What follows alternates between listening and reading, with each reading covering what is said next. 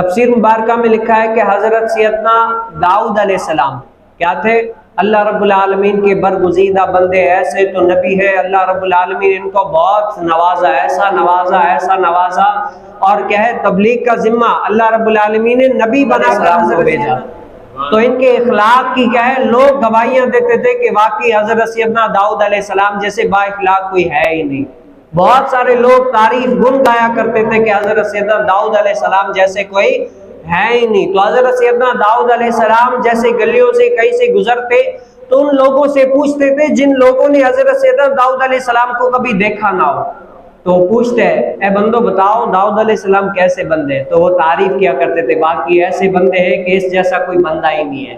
جہاں جہاں سے گزرتے جس بندے سے پوچھتے تو وہ کیا کرتے، تعریف کیا کرتے تھے کہ حضرت سیدنا داؤد علیہ السلام جیسا بندہ کوئی ہے ہی نہیں، ایسا با اخلاق، ایسا با کردار بندہ میں نے تو آج تک۔ اللہ رب العالمین نے کیا کیا، ایک فرشتے کو انسانی شکل میں بھیجا۔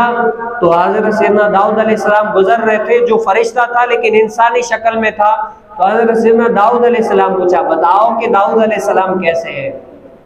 تو فرشتہ عرض کرتا ہے یعنی فرشتہ کہتا ہے کہ داؤد علیہ السلام جیسا بندہ تو کوئی ہے ہی نہیں، بہت اچھے ہیں، لیکن صرف ایک خصلت اگر داؤد علیہ السلام میں نہ ہونا تو با کمال ہو جائے۔ کہ دل کو دھچکا لگا، بتاؤ کہ کون سی خصلت داؤد علیہ السلام میں نہ ہو؟ کہا کہ وہ خصلت یہ ہے کہ وہ داؤد علیہ السلام کہ وظیفہ بیت المال سے لیتے ہیں، وہ پیسے، وہ وظیفہ جو ان کا جائز ہے وہ لیتے ہیں بیت المال سے۔ اگر وہ اپنی کمائی کر کے حاصل کرے، وہ بیت المال سے پیسے نہ لے تو کیا ہے، با کمال ہو جائیں گے، جیسا کوئی بندہ ہی نہیں ہوگا، یہ کمال ہو جائے گا۔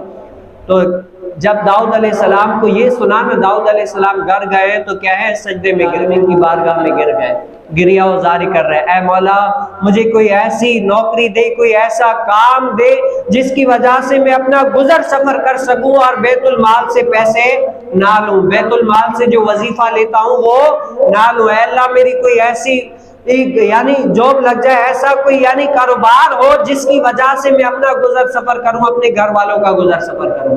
تو اللہ رب العالمین نے ان کی دعا قبول فرما لی۔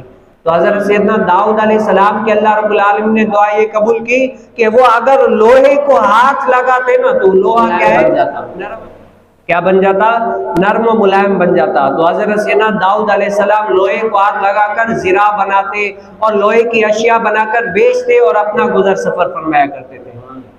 تو کیا ہے، یہ سنت ہے انبیاء علیہ السلام کی کہ اپنے ہاتھ کی کمائی سے کھانا، کیا ہے، ہاتھ کی کمائی سے کھانا، یہ کیا ہے، اللہ رب العالمین کے نبیوں کی سنت ہے۔ تو حضرت سیدنا داؤد علیہ السلام بھی ایسے کما کر کھایا کرتے تھے۔